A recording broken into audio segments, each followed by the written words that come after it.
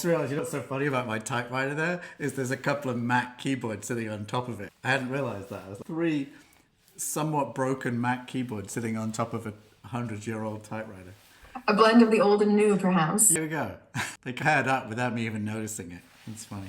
How's it going? It's been amazing. It's been really lovely having people here. I want to give a little bit of introduction, if you don't mind, Nick, to who you are, which is so interesting to me because as OracleFest was growing and building, I really thought, oh, it's wise for us to chat about Oracle deck creation. And that's what started this morning off. So we did some journaling writing this morning. We did some expansive exploration of writing with tarot, with Arwen. And then we're going into this publishing panel discussion in an hour, which Nick will still be here for because Nick is the founder, would you say?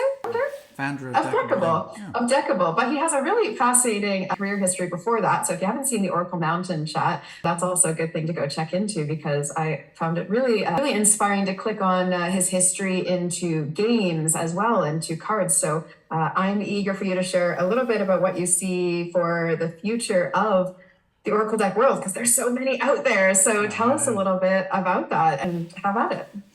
Yeah, well, basically, my background is I describe myself as I invent things for a living because literally I do.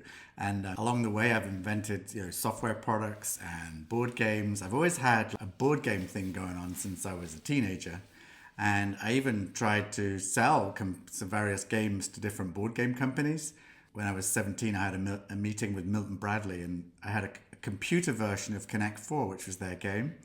And they told me that they thought there was no market for computer games. So the world of innovation, you're selling people to someone that a game company doesn't think there's a future for computer games. This was back in 1984, but that is the world of innovation, right?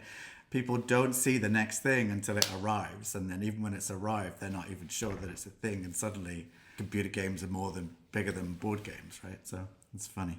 Funny.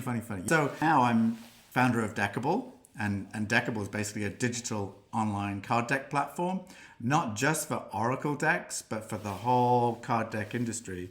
And that's one of the funny things about card decks is by our estimate, there's probably 100,000 unique card decks in the world in English only. So there's many more than that. And that number goes up. My estimate of the number of card decks almost goes up every couple of months because I never stop finding them. I never stop finding new people that are bringing more people to it.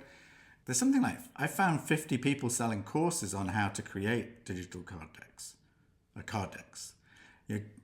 So that's just amazing. There's so much rocket fuel that's driving this industry. There's so many publishers that are in this space, publishing card decks. Every one of the big 5 publishers, Penguin Random House, Hachette, Simon & Schuster, all those people have a massive catalog of card decks. So it's so sorry to interrupt. I just don't want anyone to lose this. And I just realized I need to click the recording again. So would you mind just saying I'm Nick from Deckible again so that we have a start? Sorry about that, Nick. Okay. Here you go. Recording in progress. Hi, yeah, I'm Nick Kellet from Deckible, and I'm the founder of Deckible. I invent things for a living, and I basically invented things from software products to board games. I've always played a lot of games. And I created a game called Gift Trap, which sold 100,000 copies worldwide. It won a Spielder's Yara Prize. It won 20 awards worldwide. It's in 14 languages. And so I kind of feel like I have these credentials of someone who stands in the technology space, because that's my kind of core career as a technologist, but also someone that's created content in the physical cardboard world. And certainly that's been an influence in me seeing the opportunity for Deckible. Because as I got card deck curious, and I own a lot of card decks, you can see there are many of them behind me there. I got card deck curious as like, why is there no platform for card decks, right? Why is there no digital solution for this? Because if you look at Kindle and Audible, we carry this device with us everywhere we go, and it's got our music on it, it's got our movies, it's got our photos, we use it to call people once in a while, we get our messages on it, we got our calendar on it, right? And now you can get every single card deck you want on the phone, on the go, because the value of card decks is to be able to use them wherever you are. Sometimes you have some bad moment happens, the last speaker was talking about being cut up in traffic, right? There's a perfect bad moment at work. You draw a card to reset the intention, to reclaim the day. to motivate yourself around whatever's happening, right? That's what a card deck is for. And if your card deck's at home and you're not, then having your phone with you is valuable, right? And what we've noticed is just how many that there are so many card decks out there, and there's a deck for everything. There are coaching decks, there are creativity decks, there are games you can play with card decks, there are affirmation decks, and even in this spiritual space, there are so many niches. There's animal card decks, there's tarot decks, there's tarot's longest running meme of all time, right? People have just kept recreating different versions of that. And we've seen the rise of card decks, right? And I think that's one of the things that's so interesting, because the more I look, I've spent a lot of time, I probably spent more time than anybody that I've ever met researching the card deck industry, because I'm sitting in the middle of it and I'm wanting to understand it. And that understanding has helped us drive where we are with Deckible. And right now we've got something like 900 decks on Deckible. We've got thousands of creators have joined, publishers are joining, and we just look at what happened with Audible, with books. Like, you now can get pretty much every book available as an audiobook. You can absolutely get it as a Kindle, so you can read the book wherever you are, or if you love paper, you can pick up. And often people have both, right? The funniest thing about card decks, and I think the whole understanding of medium, is a long time people have said, when radio came along, will that kill newspaper, right? When TV would TV kill radio? None of these things have happened. Each new medium that's come along just offers us more choice. So has Netflix and sort of streaming TV killed cable? Maybe quite a lot, but we're still consuming our content in different ways, and we often sit at home with a phone in hand, with a tablet to our side, and watching a screen, right? We've become massively personalized, and it's just fascinating to think about how the industry's evolved.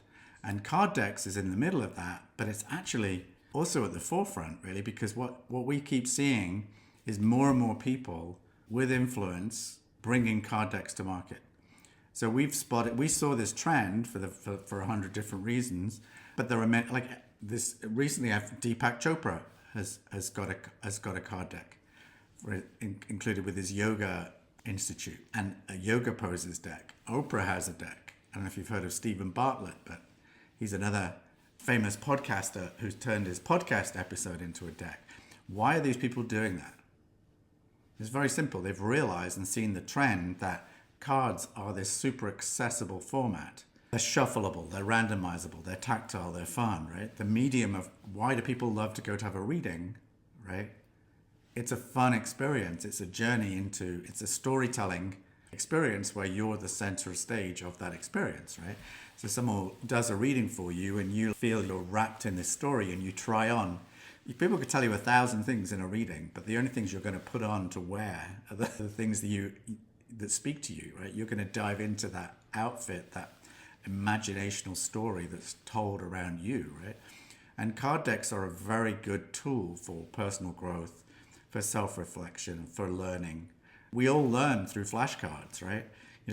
How do we learn our languages and our times tables? And we learned through flashcards until we got to school or university, and then we put them to one side, and we've just recognized that card decks as a medium is growing because all these people have spotted it, and there's more and more people